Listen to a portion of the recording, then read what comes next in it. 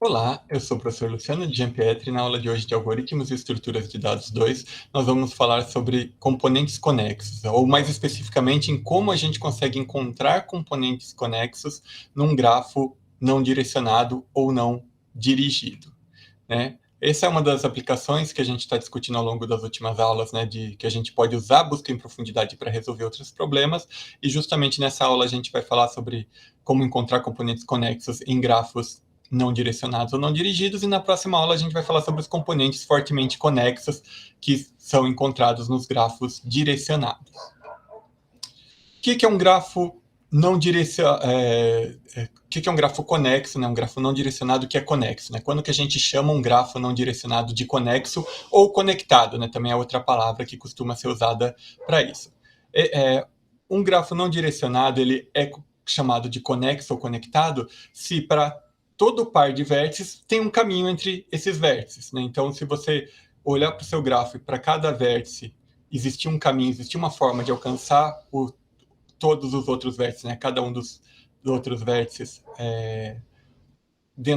usando as arestas, esse grafo é conexo ou conectado, né? Então, para cada par, né, considerando todos os pares, não é que para um par específico existe um caminho, não. Para todos os pares, né, para cada par de vértices, tem um caminho.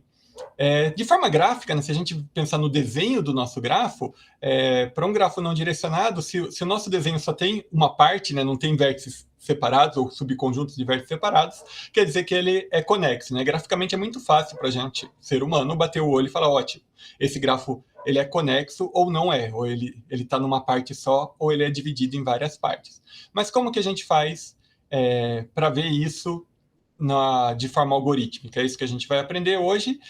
E além disso, além de saber se ele é conexo ou não, a gente também vai querer saber quantos componentes ele tem ou quais são os componentes conexos que ele tem, né? Porque se ele não for conexo, ele vai ser dividido em vários pedaços, ou né, em dois ou mais pedaços, e daí a gente justamente quer saber como, de forma algorítmica, a gente consegue descobrir quais são esses pedaços, né? Esses pedaços a gente chama de componente conexo, e um componente conexo do grafo G é um subgrafo conexo maximal de G. O que isso quer dizer? Né? Um subgrafo quer dizer, né, que é um subconjunto dos vértices e, né, das respectivas arestas, né, que conectam esses vértices. Maximal quer dizer que não tem nenhum maior do que ele. Quer dizer, se eu tiver três vértices ligados entre si, eu não posso falar que dois vértices são um componente conexo, porque tem um componente maior com 3. Então, maximal por causa disso. Quer dizer que ele não vai estar contido dentro de nenhum subconjunto menor do que ele.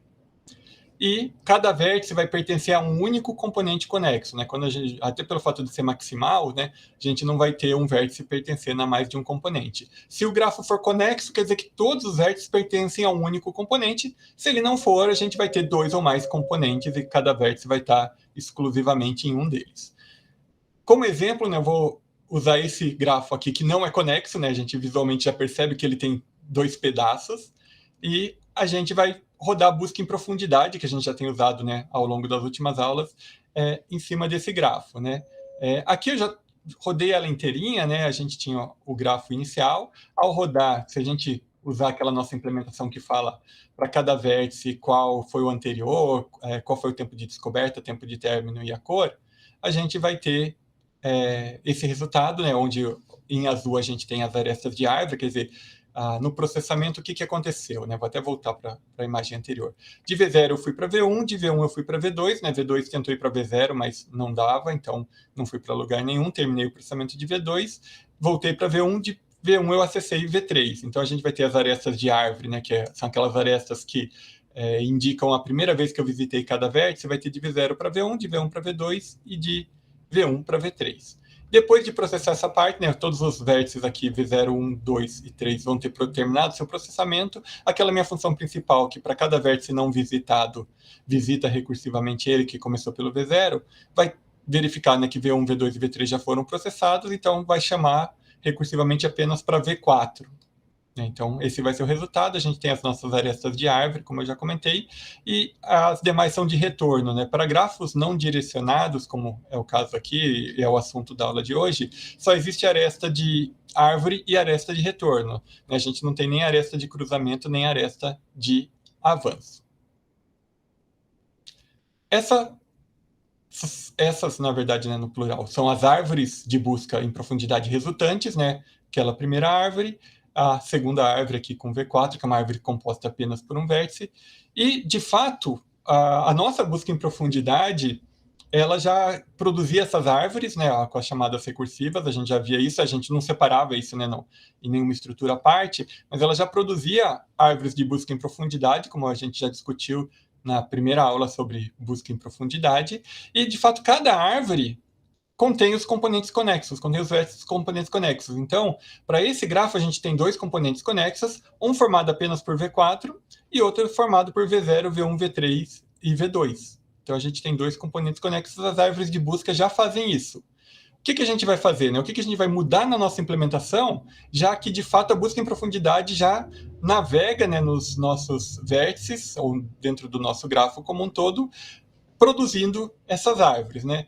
O que falta fazer, ou para deixar mais explícito quais são os componentes, ou quantos componentes a gente tem, é de fato marcar em cada vértice a que componente ele pertence, né? Então, nesse exemplo, eu vou marcar, já que a gente do jeito que a gente implementou, a gente começa o processamento por V0, eu vou marcar que V0, V1, V2 e V3 estão no componente conexo, estão no componente conexo número 1, e V4 está nos outro componente conexo, que eu vou chamar aqui de componente conexo 2. Então, o que a gente vai mudar na nossa implementação é só durante essa navegação a gente mudar, a gente marcar, né, para cada vértice em que componente ele está, e daí a gente vai retornar essa lista, ou esse arranjo, na verdade, de para cada vértice o número do componente conexo a que ele pertence.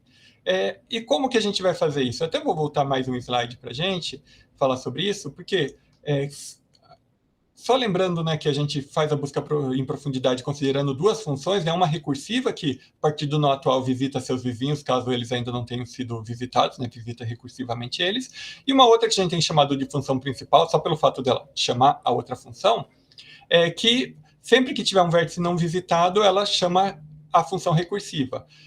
De fato, cada componente conexo vai ser dado pelas chamadas da função principal. A função principal começa chamando a visita dos nossos vértices pelo V0, e justamente essa primeira chamada vai falar, ok, todo mundo que foi visitado a partir de V0 vai estar no primeiro componente conexo. Então, o V0 vai estar no primeiro, e daí todo mundo que é atingível a partir dele, que nesse caso temos V1, V2 e V3, estão no primeiro componente conexo. Daí, né, recursivamente, a gente não vai conseguir visitar mais ninguém, a gente vai voltar para a função principal, que vai tentar visitar V1, mas já foi visitado, não vai visitar, a mesma coisa para V2 e V3, e daí vai visitar V4. Então, já que ela está, de novo, chamando a partir dela mais um vértice, sempre que a gente chamar a partir dela um vértice, ele vai estar num novo componente conexo. Uma forma de ver isso, né, pelos dados que a gente gerou, é que todo vértice que foi chamado sem anterior, né, a gente marca que anterior é igual a -1 lá na função principal, ele vai estar iniciando um componente conexo, e os demais vão estar no mesmo componente conexo desse vértice a partir do qual você chegou nele. Então, em termos de implementação, o que a gente vai fazer? A gente vai ter essa nova função que eu estou chamando aqui de componentes conexos, mas ela é uma busca em profundidade, ela é muito parecida com a nossa função principal de busca em profundidade, com algumas mudanças. A primeira mudança é que ela vai retornar um arranjo de inteiros, justamente que para cada vértice ela vai indicar a que componente conexo ele pertence, né? Então, ao componente 1, 2, 3, assim por diante. Nesse nosso último exemplo, só tínhamos dois componentes conexos. O que muda, né? Eu marquei em amarelo o que muda, e parece que é bastante, mas, na verdade, o que a gente está fazendo é marcando que o primeiro componente conexo é o zero, que o componente atual é o zero. Na verdade, a gente não vai usar o zero. Sempre que a gente for atribuir um componente conexo, a gente vai atualizar esse valor, por isso eu estou começando com zero, mas o primeiro válido vai ser 1. Estou criando um arranjo de componentes conexos, né, que vai ser passado como parâmetro, justamente para ser preenchido durante as chamadas recursivas, e marcando, né, inicializando ele com -1 para indicar, né, um valor inválido, que por enquanto ninguém está em componente conexo nenhum. O resto é a mesma implementação que a gente tinha da busca em profundidade, né, verificação dos parâmetros. Daí a gente criava o arranjo de visitados que a gente vai usar. A gente não vai precisar usar cores, não vai precisar usar tempo de início, tempo de término, né, tempo de descoberta ou tempo de término de cada vértice, nem mesmo saber quem é o anterior. Não precisa de nada disso para identificar os componentes conexos. Só precisa saber se um nó já foi visitado ou não, né? Essa é a base da busca em profundidade. E, adicionalmente, a gente vai ter esse arranjo de componentes conexos. Como que eu vou fazer o nosso processamento, né? Aqui também começa igualzinho as outras implementações que a gente fez, né? Para cada vértice, se ele não foi visitado, eu visito ele recursivamente. A nossa visita vai ter 2 parâmetros além ali dos básicos para uma busca em profundidade, né? Ou para visita recursiva em profundidade. Os 3 parâmetros básicos são o endereço do grafo, o vértice atual e o arranjo se ele já foi visitado ou não. Quais são os parâmetros adicionais? O componente conexo atual, o número do componente, então por isso que eu estou somando 1 aqui no componente atual. Então estava no 0, mas o primeiro já vai como 1. Se eu chamar para outro, eu vou chamar como 2 e assim por diante, né? Então o primeiro componente conexo de fato vai ter o identificador 1. E aqui o arranjo de componentes para eu marcar isso em cada vértice. E no final, o que eu vou fazer é liberar, né, a memória do arranjo de visitados e retornar o arranjo de componentes para quem chamou essa função que queria saber, né, quais são os componentes. A complexidade disso, a total, né, já considerando a visita recursiva aqui, que eu chamei de visita componentes, é V mais E, né, a mesma complexidade que a gente está tendo para busca em profundidade quando a gente usa a nossa representação de listas de vizinhos ou listas de adjacentes, né? Se a gente usar outra representação, a complexidade é V ao quadrado, que, né, a gente já viu nas outras aulas. E a função recursiva visita componentes, né? Como que ela fica? A gente, né, já comentou de que ela tem 2 parâmetros a mais, né, qual é o número do componente conexo atual e o arranjo de componentes, né, o endereço do arranjo de componentes. A gente começa marcando no atual como visitado, né, nenhuma novidade aí. A novidade está aqui que a gente vai marcar aqui o componente atual, né, do vértice atual é justamente o valor passado como parâmetro, como componente atual, né? Então, o nosso vértice 0 lá, quando a gente começa a nossa visita, a gente vai colocar no arranjo de a qual componente ele pertence e falar, ele pertence ao componente 1. Eu adicionei uma linha para imprimir, né, na tela quando a gente estiver executando o nó e o componente a que ele pertence. Isso não precisava estar aqui, né, só para a gente, durante a execução, acompanhar o que está acontecendo e justamente vai falar, né, por exemplo, o vértice 0 pertence ao componente 1.